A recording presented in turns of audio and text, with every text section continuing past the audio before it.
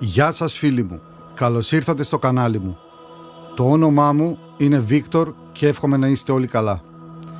Με τη χάρη του Θεού θέλω να σας διηγηθώ σήμερα σε αυτό το ολιγόλεπτο βίντεο εν συντομία μια υπερφυσική εμπειρία που είχα όταν ήμουν νεαρός μετά τη στρατιωτική μου θητεία. Θα ξεκινήσω διαβάζοντας κάτι από τον προφήτη Ισαΐα, 43 κεφάλαιο 20 με 21 στίχο. Επειδή δίνω νερά στην έρημο, ποταμού στην άνυδρη γη, για να ποτίσω το λαό μου, τον εκλεκτό μου. Ο λαός που έπλασα για τον εαυτό μου θα διηγείται την ένεσή μου. Στον κόσμο μας τη σημερινή εποχή, όταν αναφέρει κάποιος μια υπερφυσική εμπειρία, μια υπερβατική ή μια εξωπραγματική ή αφύσικη εμπειρία, όπως θέλετε πείτε το, υπάρχει ο κίνδυνος να τον πούνε διαταραγμένο, φανατικά ακραίο ή απατεώνα. Όσοι με γνωρίζουν προσωπικά, πρέπει να πω, ξέρουν ότι δεν είμαι τίποτα το ιδιαίτερο. Δεν είμαι ούτε ιερέας, ούτε πάστορας κάποιου χριστιανικού δόγματος, ούτε θεολόγος. Είμαι ένας απλός λαϊκός άνθρωπος με αδυναμίες και λάθη που κάνει έναν αγώνα να ζει θεάρεστα όπως οι περισσότεροι άνθρωποι που πιστεύουν στο Θεό. Γιατί κάνω αυτόν τον πρόλογο? Πιστεύω μετά από πολλά χρόνια σιωπής πως ήρθε η ώρα να φανερώσω δημόσια μία εμπειρία που είχα από τον Θεό, γιατί έτσι Αυτός το αποφάσισε, μία επαφή με τη διάσταση του ουρανού, του παραδείσου, της Βασιλείας του Θεού, που στιγμάτισε την υπόλοιπη ζωή μου για πάντα και η οποία εμπειρία με κράτησε και με κρατάει ακόμα στην πίστη μέχρι και σήμερα. Δεν θέλω λοιπόν να με νομίσετε ότι είμαι κάτι παραπάνω από αυτό που είμαι στην πραγματικότητα ή να με παρεξηγήσετε σαν φανατικό. Απλά ο Θεός, πιστεύω, δίνει ορισμένες εμπειρίες πάρα πολλές φορές σε ανθρώπους που τον έχουν ανάγκη. Αυτό γίνεται πρώτα για τη δική μας ενίσχυση, την πνευματική μας ανάταση και την ενεργοποίηση της πίστης μας και ύστερα για την ευλογία και τη μετάδοση πίστεως σε όσους ακούνε. Ήταν στην αρχή της μεταστροφής μου και αφιέρωσής μου στο Θεό, όταν έκανα τα πρώτα συνειδητά βήματα πίστεως μαζί Του. Ένα βράδυ, καθώς ξάπλωσα να κοιμηθώ, διάβαζα την Καινή Διαθήκη και, αν θυμάμαι καλά, και ένα χριστιανικό βιβλίο. Αμέσως μετά προσευχήθηκα με ευχαριστία και με πήρε ένας γλυκός ύπνος, χωρίς να το καταλάβω, με τέλεια ειρήνη. Κατά τη μέση της νύχτας έγινα κοινωνός μιας υπερφυσικής ουράνιας εμπειρίας. Σημείωση: έχω ακούσει να λένε ότι οι σκοτεινές δυνάμεις του εχθρού της ψυχής μας εκείνη την ώρα είναι στο έπακρο της δράσης τους. Απλά παρατηρήστε μόνο ότι εκείνη την ώρα γίνονται οι περισσότερες παραβατικές και ανήθικες πράξεις από τους ανθρώπους. Έτσι, εκείνη την ώρα που οι σκοτεινές δυνάμεις κάνουν το έργο τους, εγώ είχα μια νικηφόρα εμπειρία φωτός εξ ουρανού. Ένα ποτάμι ευλογίας έρεε από μέσα μου κατά των δυνάμεων του σκότους στην περιοχή που ζούσα.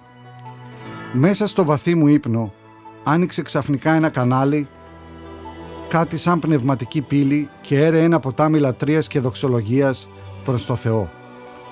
Το ένιωθα όλο αυτό να βγαίνει όχι από το μυαλό μου, ούτε από το στήθος μου, αλλά από την κοιλιά μου. Μετά θυμήθηκα τα λόγια που ο Χριστός είχε πει στα Ευαγγέλια. Ιωάννης 7 κεφάλαιο 37 με 39 στίχο. Και κατά τη μεγάλη τελευταία ημέρα της γιορτής ο Ιησούς στεκόταν και έκραξε λέγοντας: «Αν κάποιος διψάει, ας έρχεται σε μένα και ας πίνει. Όποιος πιστεύει σε μένα, όπως είπε η Γραφή, ποτάμια από ζωντανό νερό θα ρεύσουν από την κοιλιά του». Αυτό το έλεγε για το πνεύμα που επρόκειτο να παίρνουν αυτοί που πιστεύουν σε Αυτόν, επειδή δεν ήταν ακόμα δοσμένο το Άγιο Πνεύμα, για το λόγο ότι ο Ιησούς δεν είχε ακόμα δοξαστεί. Λοιπόν, αυτό συνέβη και σε εμένα με την εξής εξέλιξη. Άκουγα εκατομμύρια εκατομμυρίων φωνές, μυριάδες χοροδίες και μουσικά όργανα να δοξάζουν το Θεό και να ψέλνουν σε μια ουράνια γλώσσα που δεν γνώριζα. Ήταν εκστατικό και ανατριχιαστικό ταυτόχρονα όλο αυτό που συνέβαινε. Και όλο αυτό το ποτάμι δοξολογίας έρεε συνεχώς μέσα από την κοιλιά μου και κατέκλυζε όλη μου την ύπαρξη. Υπήρχε τέτοια αρμονία, τέτοια πανδεσία και τέτοιες μελωδίες και μουσικές εκφράσεις και μουσικά σύνολα που ούτε οι μεγαλύτερες συμφωνικές ορχήστρες και οι μεγαλύτεροι μουσουργοί του κόσμου δεν έχουν ποτέ αγγίξει, ούτε έχουν συλλάβει ποτέ και ούτε μπορούν να φτάσουν ποτέ. Ήταν κάτι το εξωγήινο, ήταν κάτι το απερίγραπτο.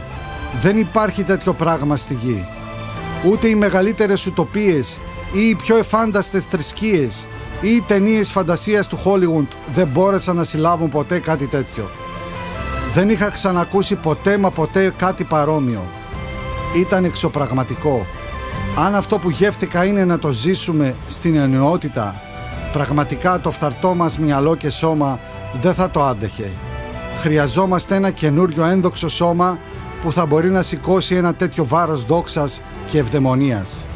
Κατάλαβα ότι αυτό που βίωνα εκείνη τη στιγμή ήταν μια απευθεία σύνδεση με το θρόνο και τη βασιλεία του Θεού. Σημείωση. Όλα αυτά δεν τα έβλεπα, αλλά τα άκουγα και τα ζούσα πραγματικά στο πνεύμα μου.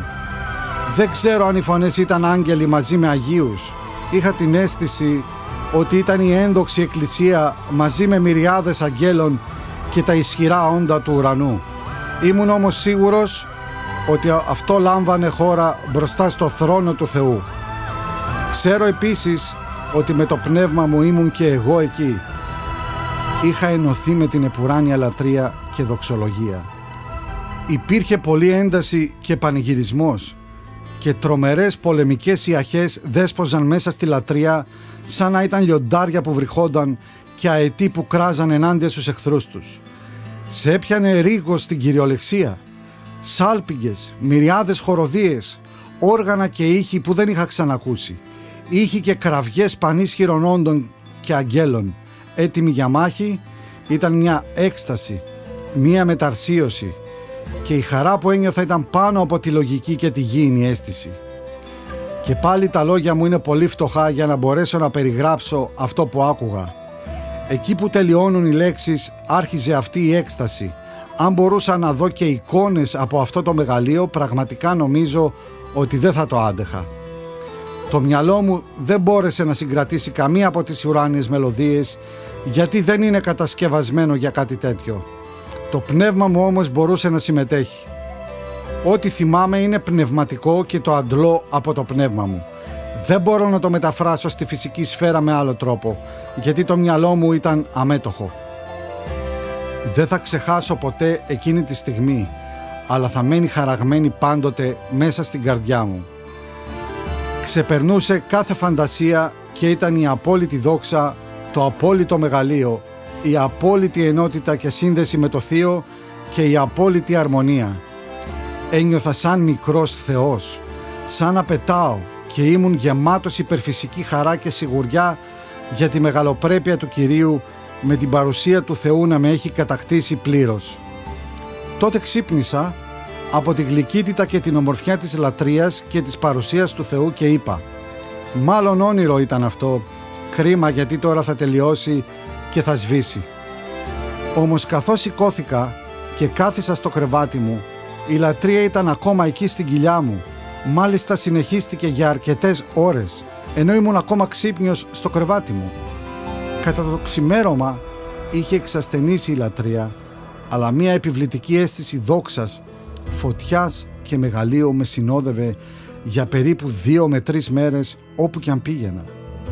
Μακάρι να μπορούσα να είμαι σε αυτή την κατάσταση συνέχεια, αλλά οι πιέσεις της ζωής και οι αντιξοότητες στέκονται πολλές φορές σαν ένα πέπλο, σαν μια κουρτίνα που μας κρύβουν αυτήν τη διάσταση του φωτός. Μετά από μια τέτοια ουράνια εμπειρία είναι πολύ δύσκολο να ζήσει κανείς σε αυτή τη γη. Ο νους μου είναι στραμμένος συνέχεια προς τον ουρανό και το βασίλειο του Θεού. Από τότε ξέρω ότι η λατρεία προς τον Θεό έγινε μέρος της ύπαρξής μου και θέλω να υπηρετήσω τον Θεό λατρεύοντάς Τον.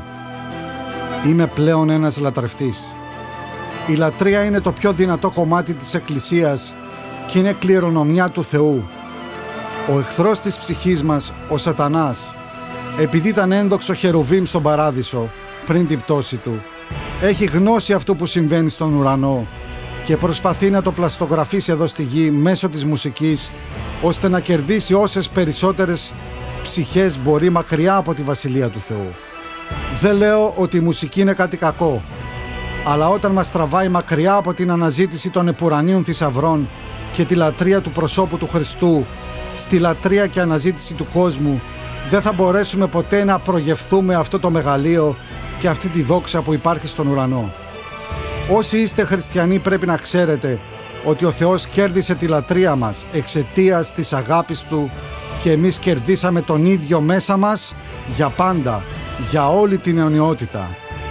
Θα το λατρεύουμε απεριόριστα σε όλη την αιωνιότητα, στους αιώνες των αιώνων, μέσα σε ένα τέτοιο περιβάλλον δόξας, ύψωσης και ευδαιμονίας, καθώς Αυτός θα παρέχει μέσα σε όλη την ύπαρξή μας τον εαυτό Του και θα γεμίζουμε με φως, ζωή, λαμπρότητα, δύναμη και αγάπη, γιατί είμαστε γη και κληρονόμοι του Θεού και συγκληρονόμοι του Ιησού Χριστού.